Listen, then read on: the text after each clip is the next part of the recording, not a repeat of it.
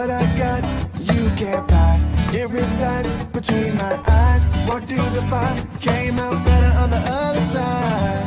See, life's like a beach if you find the sand. And right now, I'm feeling like 100 grand. You are listening to Inspired Insider with your host, Dr. Jeremy Wise. Dr. Jeremy Wise here, founder of InspiredInsider.com, where I talk with inspirational entrepreneurs and leaders. Today is no different. I have Dylan Staniul of Burnkit. And Dylan, before I formally introduce you, I always like to point out other episodes people should check out. Since this is part of the Top Agency series, some of the fan favorites, we had Ian Garlic on. He started Video Case Story and basically helps capture customer stories for companies. It was interesting because he grew up in an entrepreneurial household. His dad had a restaurant, and you'll like this, Dylan, because you're super creative. His dad had live dolphins in the restaurant. Now, Ian lives in Orlando. That's still strange to have live dolphins in a restaurant. But at the time of that restaurant was in Wisconsin. So can you imagine having live dolphins? You go to a restaurant in Wisconsin and see live dolphins? I can't. Maybe Vegas, Orlando. The dolphins weren't on the menu, were they? No, exactly. No. They were not breeding them, or they were not on the menu. Even in Wisconsin, that's out of line. I just like hearing creative ideas in marketing, and we'll talk about your creative ideas for branding, but that was an interesting one. Another one was Adi Clevitt. Her agency specializes in SOPs. Then, the non-sexy things that make things work. So people call her when they want an easy button for their SOPs and they want to smooth out client process. And we'll talk about process on this one, but client process, hiring process, any operational things. And we geeked out on our favorite productivity tools. And so I highly recommend that episode as well. And this episode is brought to you by Rise 25. At Rise 25, we help businesses give to and connect to their dream relationships and partnerships. And how do we do that? We do that by helping you run your podcast. We're an easy button for a company to launch and run a podcast. We do the strategy, which is the most important, the accountability, and also the full execution. So we call ourselves kind of the magic elves that run in the background and make it look easy for the host so they can create amazing content, develop amazing relationships, and most importantly, focus on running their business. For me, the number one thing in my life is relationships, and I'm always looking at ways to give first and keep giving to my relationships. And I found no better way over the past decade to profile the people and companies I most admire and share with the world what they're working on. So if you've thought about podcasting, you definitely should. If you have questions, go to rise25.com or email us at support@rise25.com. And I'm excited to introduce Dylan Staniul. He's a branding veteran. He's principal at Burnkit. And Burnkit is the design studio. They founded in 2000, right? 2000 to me doesn't seem like that long ago. But when you're like, wait, we're a couple decades in. His insightful, we're going to talk about his creative process, kind of investigates and explores how your brand can be uniquely expressed. And Dylan has also judged some of the most prestigious design competitions for publications, including communication arts, applied arts and strategy. And like I said, he's been doing this work for a couple decades. So Dylan, thanks for joining me. Thank you for having me. 2000 for young designers, that's ancient history. But we've been doing it a long time. I have a dad story for you if you want. You want to start off with something oblique like that? But since you mentioned that, my dad was in sales. And so I always remember that aspect about being able to communicate with people. So even though, I took a different path and ended up in design and brand, I always tell young designers, speaking of them, to not underestimate the power of being able to sell what it is you're interested in talking about. You might have the greatest ideas, but if you can't convince anybody about a brand idea that you have, then it may as well be in the garbage. So you have to live up to that side of your skill set as well. So just a little something that I think about every day. Dylan, what is some key advice your dad gave you about selling?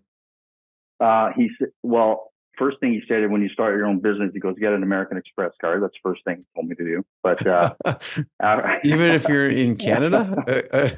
Oh yeah. Okay. It's a worldwide thing. They need a Canadian Express card. Come on. Oh, well, Yeah.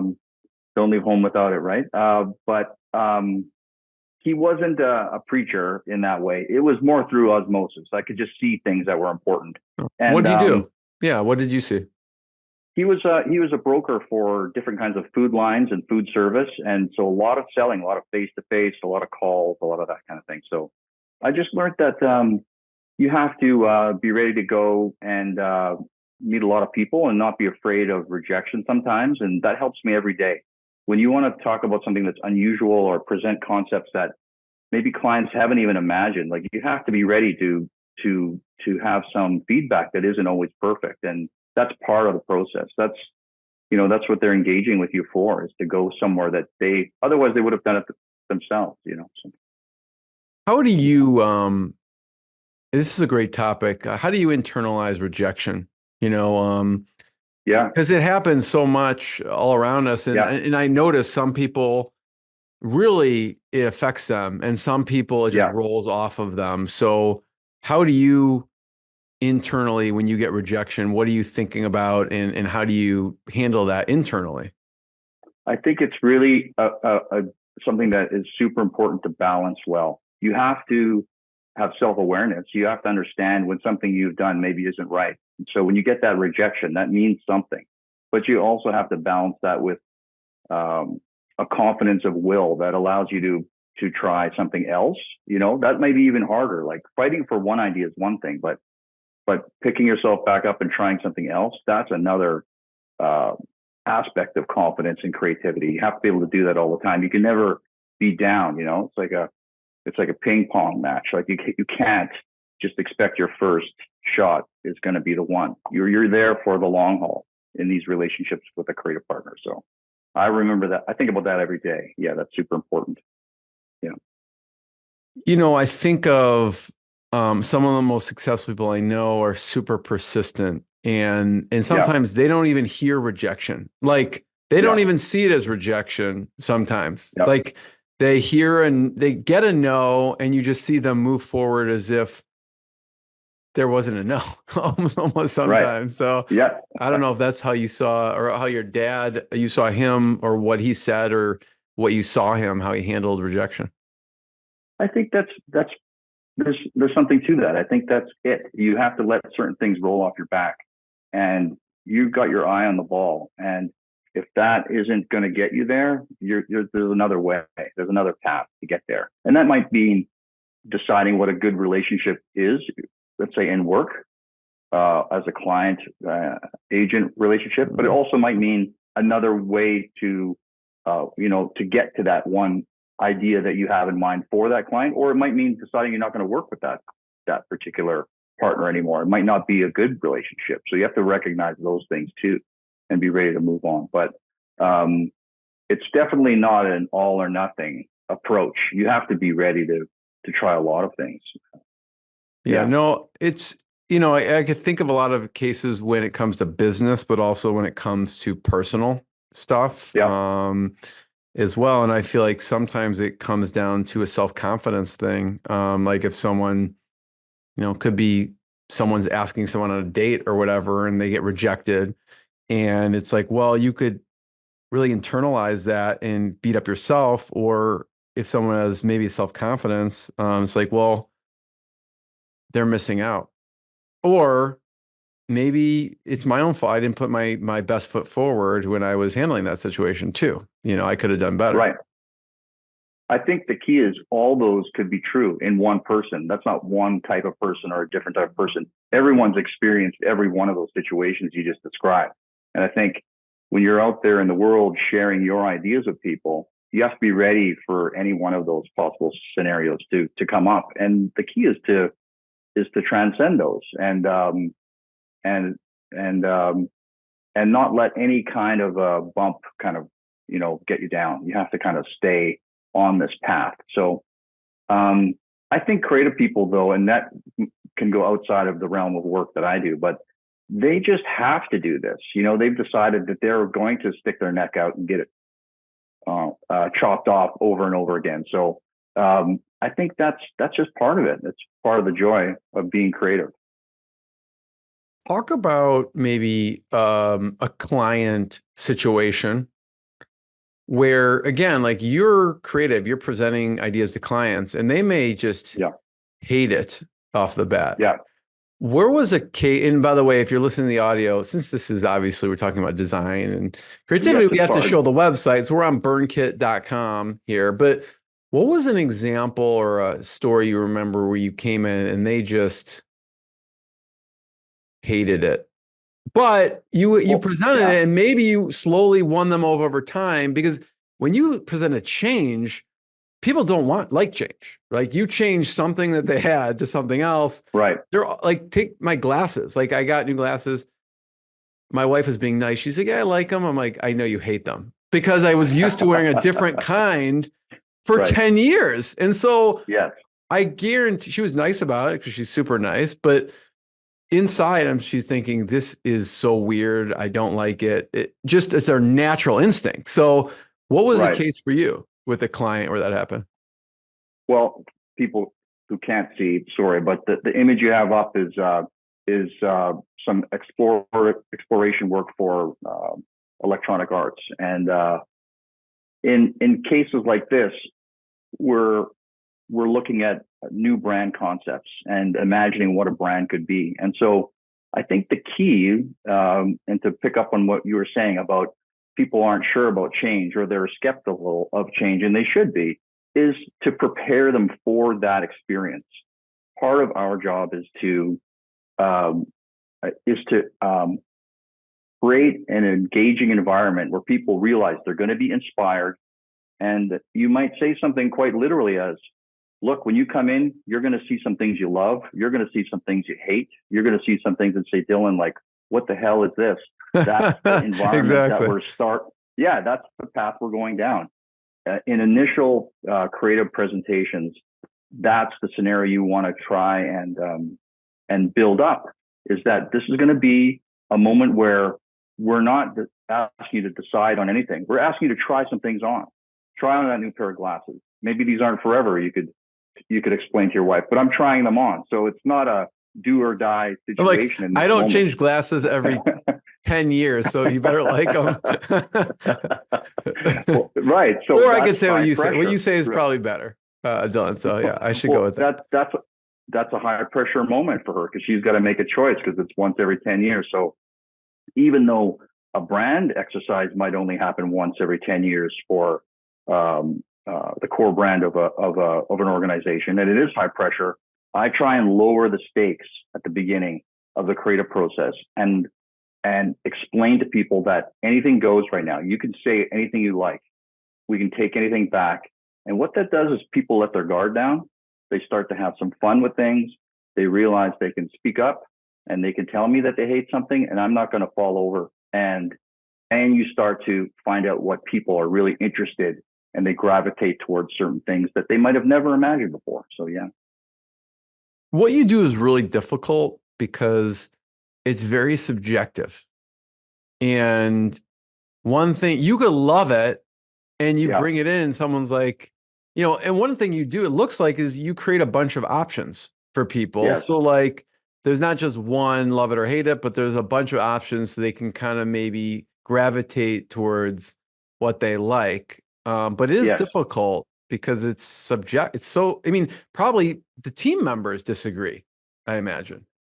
They can. And I think some of what you're saying and some of the images that we share too, and this is a little secret I'll let people in on, is that some of that open-endedness is premeditated. It's part of the process, if you'd like. But we do have some sense of an outcome that we want sometimes. But what we're trying to do is allow people to follow us through an arc of thinking. So we might go, here's a wild idea, and here's another one. Here's something a little bit closer to home that you might be familiar with. Let's walk through these and see where we feel good about things. And people do that with you. And then they realize that, you know what? This isn't such a subjective process. There is some logic to it. And I can find a way to express what I like about these options, even though I know nothing about design as a professional. Do you see what I mean? I'm trying to provide an opportunity for my clients, and especially when we're talking to, let's say, a director of marketing or a principal of some kind that needs to lead their team through a process like this, to give them the confidence that they could bring a group of people in who might be skeptical in some ways or might have their own preconceived notions about what this is going to be like, and go, wow, that was valuable. We got to talk about some great things, and I think we got somewhere. So it is trying to create a non-subjective environment for people to express what they think about what their brand could be. We're looking here, if someone is watching the video, we're looking at the burnkit.com, and this is electronic arts, some work that you did for electronic arts. Yeah. And we see a bunch of, what was this project about? This project was called EA Create. And what that is an internal team of thousands of people within the organization in different spots around the globe, and a dozen or more different studios and offices that we needed to brand to create an entity that would have more of a brand cohesion than it did otherwise.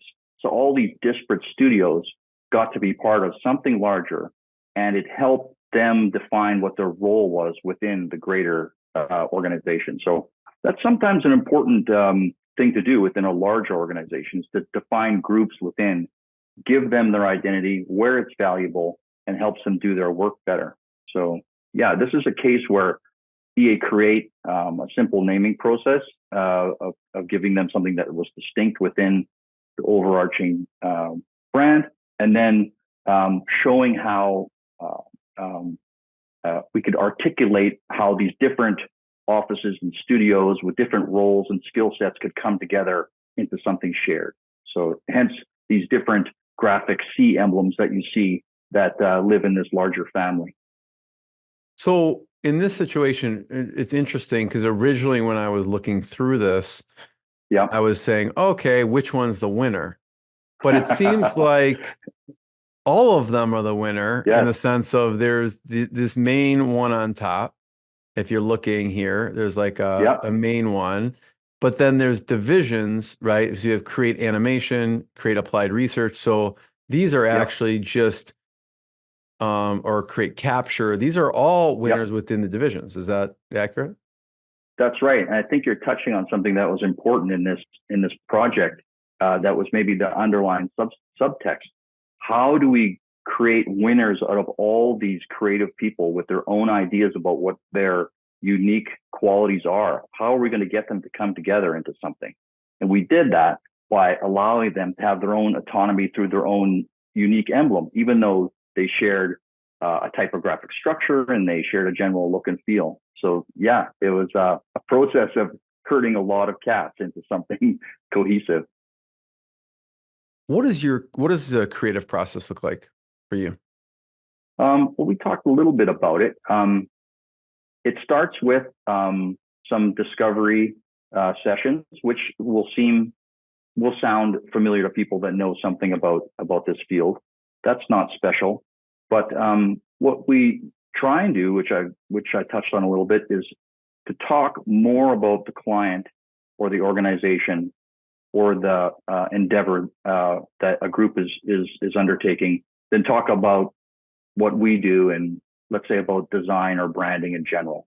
It's really about understanding what are the pain points that this group is having with their brand, what are the misconceptions of the brand that what we do can help rectify, and learning what it is that we're going to take as an approach to get them somewhere further down the road. More often than not, we're working with organizations that are already wildly successful. It's not like only startups and people that are having, businesses that have hit some sort of rocky patch need to rebrand. In fact, the opposite. It's organizations that have done so well that their brand is now miles behind them in terms of where they're going. And so they need to employ a group like us to say, can you get us up to speed? Because we're going here. Those are the kind of projects that are that are great. And so what we're trying to do is make sure that we understand what they want to do, what do they feel dragged down by, and then start to take them down that process. So you can see that doesn't sound subjective at all. And that's what I really like to try and create as an environment when we get going. People can say what they think. They don't have to try and say something smart about design. We'll get to that a little bit later. And then when we do get into that, they're prepared to see some of those things we talked about brought to life in a brand exploration, like we were looking at a little bit there, where they can start to weigh in and go, wow, that's what I wanted to articulate all year and I haven't been able to. This is a way we can get somewhere new in terms of the brand. And then we become a little bit more practical at a certain point and start to help them develop certain things like brand items of different kinds, brand guideline systems, websites, et cetera, et cetera. So we do the full kind of brand package in that way. But the process is really one about helping people see that their brand can go somewhere new that's going to reflect where they really intend to go. So from the discovery process, let's just take, since we're on the electronic arts example. Yeah. And you see from the discovery process, going back to literally the drawing board, you obviously created this. These are the end result, right? What we're looking at here. But what did you take back to discovery? Where did you start once you did the discovery process and you kind of probably gathered data from the different team members and people? Where did you start with? Because this is the end result of all the work that went up to it. If you click in, we can start discussing this project. But there are some examples here of some early explorative work that didn't make the cut. And if you go down, we can find those. Those are some early sketches. Right here, you could stop on this carousel a little further down. The one you were just at here. Go back up to this blacker. Yeah, these slides here.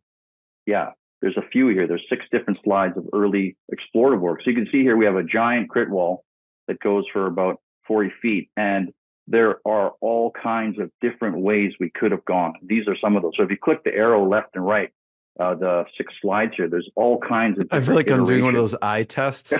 It's like, can you see this or this? No, So keep going here. What else do we got? We got, these are getting more and more, into the weeds here. But that first slide, especially, or this one here, shows that there were many different concepts that we could have taken forward and were considered. The beginning, this one here is very close to the end one, but this one is not right here. No, correct. These are different ways we could have approached it, where it became more of a word mark, something that was a little bit more elastic. This one literally is an eye chart, I think. That what is. Yeah. I don't want to get too off topic, but we are pretty typographic in our approach to a lot of the work we do. And I think that reflects some of our sort of philosophical approach to design. We really are trying to find things that have meaning within the work. We're rarely decorating anything. So if you can find a solution with typography, it's usually a good one. But the first stages are very much about meeting with different people, different groups, getting good input. It's always better to have more input at the beginning than have things come in afterwards. We really try to push to have the ultimate decision makers there at the beginning, rather than at some point far down the line where things have been solidified a little bit more. And then those individuals are like, hey, I didn't hear about this, or that's not what I imagined. So it's much better to have, to beg for a little bit of time from that CEO or whomever to be there in those first meetings, get their input, look them in the eyes, understand what their real concerns are. And then that's so helpful down the line. Yeah. No, thanks for sharing that. What about mistakes that brands make? Because you go in and you're working on a current existing brand, or you see brands in the wild out there. What are some of the ways or things that you've seen brands in, maybe mistakes or different ways of thinking about it?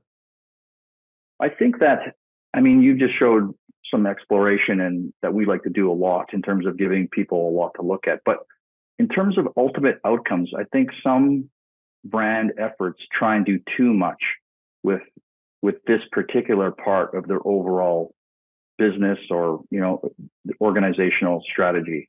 I think brand, and especially our specialty, which is visual identities and how those are representative of organizations, can do certain things very well, but they can't do other things. And so we really try to make a delineation between brand and, let's say, marketing. Brand informs marketing. It's like the thing that holds the center. The brand is the thing that you can attach appendages onto if you have different marketing initiatives and ideas. The brand is what holds that center, but it isn't marketing. They're two distinct things. And so many realize this, but some blur the line, I think, sometimes. And so when they're thinking about making choices about a brand, it can get overly complicated or perhaps overly topical or overly the sense that it needs to change quite often. And I think that can get in the way of a solid and recognizable and valuable brand. So sometimes we ask people to slow down, which surprises some, or to do a little less.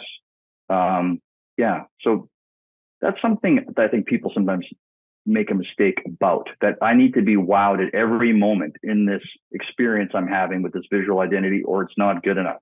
And that isn't really the case. What we really try and do is make an impression, and then as quickly as you can, get people onto the content that they intend to consume or to understand.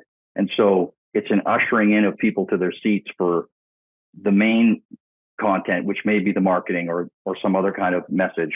But the brand itself is sort of facilitating that beginning of that interaction. It isn't every part of it. You see what I'm trying to describe? I think some people blur those things together. Yeah. So I think some of our work can end up being on the quiet side sometimes. There's a lot of type going on, and it can be strong and bold, but it can be simple too. And I think that's important in all good branding. What made you, Dylan, at one point decide I'm going to start an agency?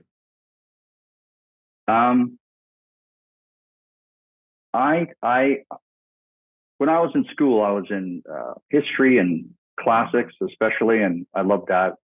I'd been to Greece on an archaeological survey and a dig, and I loved that. And I thought about that, and I thought about art school as well, but that didn't seem as applied enough for me. And I visited a graphic design studio just by chance, just with someone I knew, and it was like, wow, this is an interesting combination of ideas and writing and visuals, which I liked, and put them all together. And then I think soon after I realized there wasn't really anything else I could do like that. I thought that was something that interested me. And so, I worked at a bunch of studios, and then I like that thing that we talked about at the beginning. There's a little bit of that entrepreneurial thing that's in Burnkit. And so, running your own studio is lots of that. So I enjoy that part of it too. That's what got me there. What's kept me here for 20 years, I mean, that's a different story, but that's what started it off. It was a pretty easy choice, I think, because that's how some kind of good choices you make are. I think it was kind of clear, at a certain moment, that this was something I could do well, comparatively to other things I try to do. How did you come up with the name Burnkit? My business partner, Josh Dunford, he came up with that name. He was registering some just random URLs in ancient history, and just when that was a thing to do. And Burnkit was one of them. So that ended up being a contender for the brand name of the company. And it doesn't have a real meaning, I guess. I mean, there is something you could attribute it to it, and there's this idea of, something, there's some kind of, there's some heat happening there. There's something to be repaired. There's something, but, and I do like the open-endedness though. It's good. It allows us to kind of be and look however we want. It's hard to get a domain where if it's two words put together, you can spell them. So it's what's been a milestone? When you look at from starting Burnkit, what's like one of the first milestones? It could be a client milestone, a hiring milestone. What pops out? I think that, to be honest with you, our mix of clients and the kinds of things we do, we're such omnivores. We work in all different industries. And I think a milestone is that one day it clicked for me was that being an omnivore was actually an asset. And I thought for a long time, we don't really specialize in any one place. And we don't specialize in this industry or that one. And, what really distinguishes us. And then at a certain point, we realized like people were coming to us and working with us when we would go into like wildly different industries that we had no business being in, because they'd seen what we'd done in several other industries and we could apply that to it. And it was fresh there. So this wide net that we threw over 20 years is given us this huge experience, like walking into boardrooms and talking with smart people that I had no business being in, other than that we could do this one thing. And so that was a milestone for me when I realized like that wasn't a negative. I never had to make an excuse for that after that. It became part of what we felt made us able to do that job. We don't know your business perfectly, but we know a lot about many businesses and many kinds of branding approaches. And I think by listening to you, we could figure out something that would be special and unique for this instance too. So yeah, that was a turning point. I remember listening to a talk by Perry Marshall, and I've had him on the podcast a few times. He wrote the book 80/20 Sales and Marketing. He wrote several other books, but and I don't know if he really this quote attributes to him. Well, I'm sure he may be repeating it, but that often innovation comes from outside industry. So working with different industries, you can kind of, seems like, bring that different thought process into whatever industry you work with. I believe in that completely. We take most of our inspiration from businesses that we work with. Sometimes they might be in the design space, but it might be in, industrial design or furniture design or architects, or even some of the arts groups that like Ballet BC or Vancouver Art Gallery, Canadian arts groups like that we work with. But rarely other design firms, if you like, or branding companies. That's not really where we're looking for inspiration. I think we've always just been that way. I think that idea of putting two things that are maybe not expected together is where something special happens, something new occurs there, or the potential for that. So that's the way we work, on all levels. And I think that's how we inspire ourselves too, as a group. Like when you get to put your own spin on something that's from outside your genre, that's where you create something new. So I agree with that completely. There was, before we hit record, you mentioned about classic principles.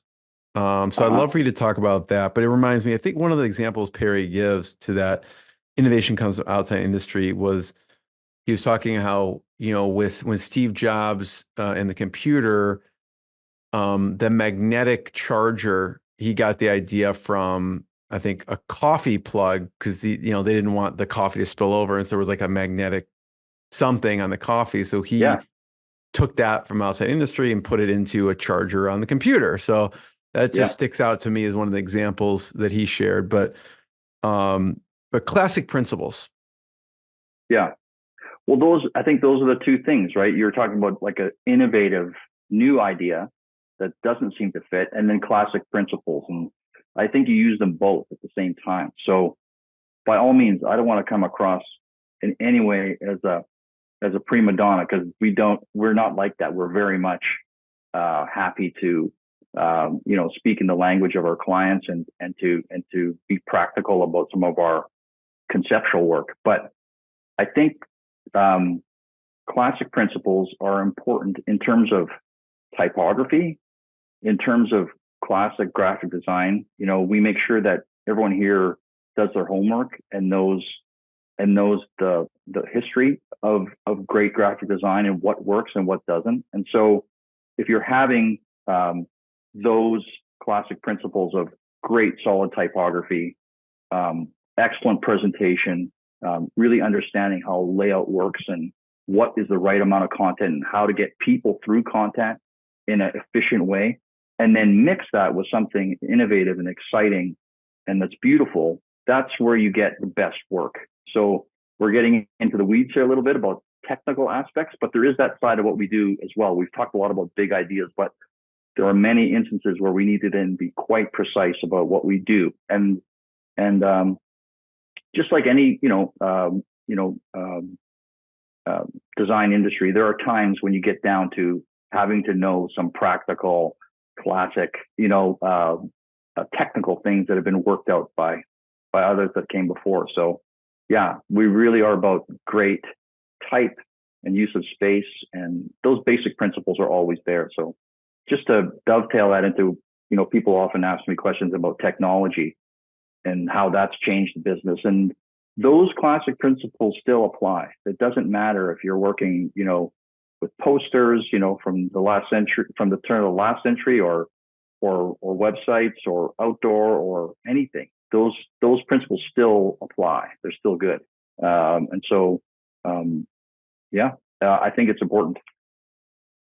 Keeps dinosaurs like me, doing what I'm doing as well. So Dylan, I have one last question. And before I ask it, I want to just point people, they can check out burnkit.com to learn more. More episodes of the podcast as well. Last question is about some of your favorite resources. It could be business books, leadership books. It could be a mentor, whether you know them or not, distant mentor, actual mentor. What are some of your favorite resources that other people should check out? I'm not sure if I'm going to have the satisfactory answer for you that you want there. I'm really not someone that avidly reads about, let's say, graphic design or branding. I've done that in my past, and I haven't really kept up on what the bestseller list includes of those. I spend more time reading history and spending times with other things than that in terms of that sort of information. My inspirations are really a lot about different design disciplines, architecture, art, technical industries and things like that, and the clients we work with. Not so much about me kind of thinking more about something from a literary perspective in terms of design at this point.